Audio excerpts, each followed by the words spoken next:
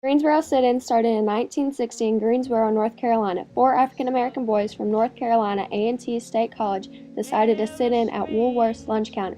They were refused service, but the boys wouldn't leave until they were served. The diner closed 30 minutes early that day. They later became known as the Greensboro Four. Although the people from college thought that they were heroes, they weren't to every African-American. One lady from behind the counter, who was an African-American, said that they were being stupid and ignorant. The next day, the black students were joined by 24 more students. On February 4th, 2 days later, they were joined by two white females from North Carolina's Women's College. By February 5th, they had over 300 students sit in with them. The reasons the students wanted to push forward this approach is they wanted the pace for equality to speed up. The sit-in had an effect all over the U.S. It affected northeastern and western states. It challenged both existing organizations and tried to re-energize them. By the end of March 1960, it had spread to 55 cities and 13 states. By the end of April, it reached every state in the South.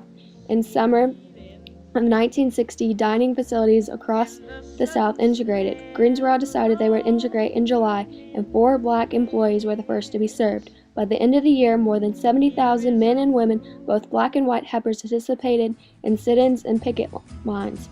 More than 3,000 were arrested. Most of the sit-ins that occurred were carefully planned and used nonviolent resistance. The sit-ins helped pass the Civil Rights Law, which allowed colored and whites to be equal. The Greensboro Four were eventually